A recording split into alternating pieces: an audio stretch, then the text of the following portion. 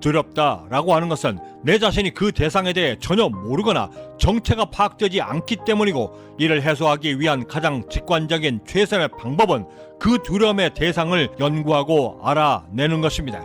지난 수십 년의 경제학자의 여정은 제게 두려움에 대한 성공 기준과 그 근거를 마련해주며, 두려움이나 주저함이 제 마음에 엄습해 들어오는 바로 그 순간이 이제껏 제가 해왔던 그 모든 도전들처럼 또 다른 도전에 나서야 할 때이고, 두려움에 대한 존재를 파악하기 위해 먼저 학습부터 해야 한다라고 하는 시그널이라 말해주었습니다. 정보를 조금씩 모으고 그 정체를 조금씩 파악해 나가다 보면 그 몰입의 과정에서 주저함과 두려움을 완전히 잊어버리게 되고, 오히려 호기심이 생겨 마치 정해진 길로 가는 것처럼, 그래 왔던 것처럼 저만의 성공 기준에 따라 매우 자연스럽게 흘러가게 되고, 그러면서 남들과 다른 차별화될 수 있는 무기 하나를 또 하나 장착하며 저만의 독창적인 성공 근거로 또 다른 도전에 과감해질 수 있었습니다. 그 어떤 것이나 단 한 번에 되는 것은 없고, 물론 어느 수준에 이를 때까지 그만큼의 노력과 시간이 절실하고 두려움이 느껴질 때마다도 지속적이고 반복적인 훈련과 연습이 필요한 것인데, 각 개인별 차이점은 있었지만 저의 이 방법을 추천받아 적극적으로 실천했던 대부분은 평균 3번 내지 5번의 시도만으로도 자신만의 성공 기준을 스스로 만들어냈고, 그러면서 자신의 길을 찾아 나설 수 있는 독자적인 성공 근거로 다음의 도전을 자연스럽게 설계하고 계획해 나갔습니다. 그러면서 대부분은 주저함과 두려움을 또 다른 도전의 기회로 삼았고, 성공을 향해 하며 필요한 지식들 중 또 다른 하나를 더 얻어 다른 경쟁자들과 차별화시킬 수 있는 성공 기준과 무기로 또한 만들면 하나둘씩 두려움이 통제되기 시작하니 막막하고 아득했던 미래들이 조금씩 안개가 걷히며 선명하게 보이기 시작하며 어느 순간엔 가슴까지도 벅차 올라왔다라고까지 이야기했습니다. 이 수준이 되어 깨닫게 된 매우 중요한 성공 교훈 하나: 두려움이란 극복해내는 것이 아니라 그 존재를 알아가는 과정이고, 이것이 반복되면 될수록 그 두려움을 뛰어넘어 무한성장하며 나만의 가치가 또한 향상되어 간다라고 하는 사실이었는데, 이에 대해 세상이 주는 보상은 매번 눈으로 직접 확인할 수 있었던 금전적 보상들이었습니다. 캐나다에 와 처음 매장을 열 때도 생명부지인 이곳에서 그렇게 힘들게 모아왔던 돈으로 매장을 열 때의 두려움 때문에 몇 날 며칠을 뜬 눈으로 보내야만 했고, 한국에서 사업을 하는 동안 그 수많은 시행착오를 통해 힘들게 얻었던 이 두려움의 성공 모델을 생각지도 못할 만큼 두려움에 짓눌려 있다 문득 깨닫게 되면 이 두려움의 실체를 차곡차곡 쌓아가며 관련 정보를 수개월 동안 수집했고, 확신이 들어 더 이상 주저할 이유가 없어졌을 때 오픈하여 1년이 채 지나기도 전에 제가 예상했던 것 이상의 성과를 거두었고, 이를 계기로 저는 또 다른 성장을 위한 성공 근거를 마련하며 아는 만큼 세상이 보이는 것 뿐만 아니라 세상을 이겨내는 것만큼 돈 역시도 함께 따라오게 된다는 것을 알게 되었습니다. 하며 제 스스로가 만들게 된 저만의 성공 기준: 항상 긴장하라, 쉬지 말고 정진하라, 범사에 도전하라. 이는 성공을 향한 내 자신의 의무이다.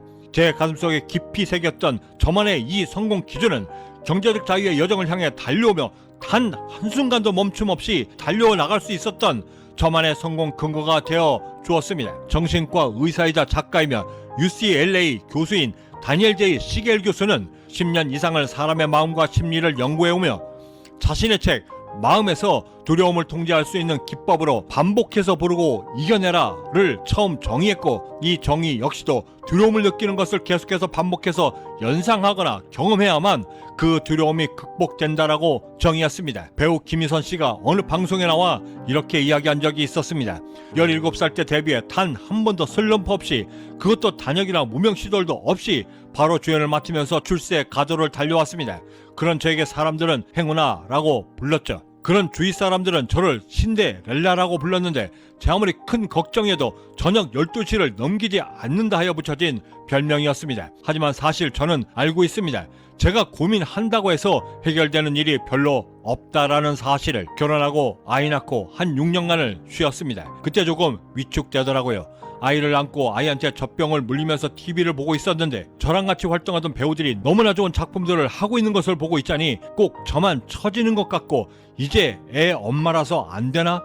그때는 정말 저 혼자서 너무 힘들고 괴로웠습니다. 결혼하기 전 이 30대 때에는 저를 항상 따라다니던 거의 모든 수식어가 예쁘다였는데, 그렇게 그 예쁘다라는 수식어 하나로 수십 년을 그나마 버텨왔는데, 나이 들고 결혼하고 아이 낳고 순간 이런 생각이 들었습니다. 이제 나이 들어가는 나는 뭘로 대중 앞에 서야만 하나. 그러면서 첫 복귀작으로 태어나 처음으로 아이가 있고 남편이 바람피는 아내 역을 맡았는데 너무 적응이 안 되었습니다. 순간 그때 든 생각이 이렇게 내가 점으로 가는 건가? 근데 순간 갑자기 이런 생각이 들었습니다. 아니 근데 지금 내가 내 상황에 가장 맞는 역할을 하고 있는 건데 내가 왜 지금 우울해하고 있는 거지? 맞아. 다른 역할을 하는 것보다 지금 내 상황에 맞는 지금의 역할은 내가 가장 제일 잘할 수 있는 거잖아. 그래서 생각을 바꿨습니다. 그래, 나에게 맞는 옷을 입자. 그러고 나니까 그 역할이 찰떡궁합처럼 저에게 착 달라붙었고, 그러면서 연기를 하니 감독님도 그렇고 특히 대중들한테서 반응이 너무 좋았습니다. 그때 느꼈죠. 해보지 않고 두려워하고 걱정하는 것이 얼마나 쓸데없는지를. 그때 김희선 씨는 자신의 두려움을 피하지 않고 오히려 네이밋 했고 바로 테이밋 했던 것입니다. 최근 남에는 이런 글이 있습니다. 쉬운 일은 신중하게 하고 곤란한 일도 겁내지 말고 해봐야만 한다. 첫 고비를 두려워하기 때문에 능히 할 수 있는 일이라 할지라도 이를 어렵다라고 여겨 하지 못하게 해서는 절대 안 된다. 무하마드 알리는 당신의 꿈이 만약 당신을 두렵게 하지 않는다라고 하면 그 꿈은 충분히 크지 않은 것이다라고 말했습니다. 오늘의 나를 이끄는 이 설레임은 분명 우리가 그리도 두렵게 생각하던 그 꿈이 있기 때문일 것입니다. 구독과 좋아요, 알림 설정은 다른 이들 모두가 두려워하는 그것을 이겨낸 강인함과 뿌듯함으로 하루를 시작할 수 있는 성공 영감을 놓치지 않고 받아보실 수 있고, 내가 충분히 두려워하고 도전할 수 있는 꿈에 여전히 또다시 도전해낼 수 있는 그 동기부여를 함께 얻는 계기가 되시리라 감히 자신합니다. 마지막으로 영화 포레스트 검프에 나왔던 울림 있는 대사들을 약간의 의역을 통해 소개해드리며 마칠까 합니다. 저는 이만 여기서 먼저 인사드려야 할 것 같습니다. 그 어디에 계시든 성공에 한 걸음 더 다가서시는 하루가 되시길 진심으로 바라고, 저는 내일 아침에도 따뜻한 커피 한 잔과 성공 영감을 들고 다시 찾아뵙겠습니다. 지금까지 경제적 자유민이었습니다. 감사합니다. 난 가고 싶은 곳에 가기 위해 그저 뛰었을 뿐인데 그게 내 삶의 계획가 될 줄은 정말 몰랐어. 어머니가 항상 늘 말씀하셨거든. 산다는 것은 초콜릿 상자와 같다고. 열어보고 먹기 전에는 절대 그 맛을 알 수 없다 하셨어. 그래서 삶도 뚜껑을 열어보기 전에는 알 수 없기 때문에 하나님이 나에게 주신 것에 감사하고 매 순간 최선을 다해 살아내야만 한다 말씀하셨지. 우리가 앞으로 나아가기 위해서는 과거를 그저 과거에 남겨둬야 그때서야 앞으로 나아갈 수 있다라고 하시며, 그렇게 하면 항상 나한테 기적들이 매일매일 일어난다라고 가르쳐 주셨어. 지금 달리고 있는 것도 그 때문이야. 내 손을 꼭 잡으시고 약속 하나 하라 하시며 이렇게 당부하셨어. 포레스트, 그 어떤 경우라도 세상 사람들이 너에게 너보다 더 낫다라고 말하게 놔두지 마라. 알았지?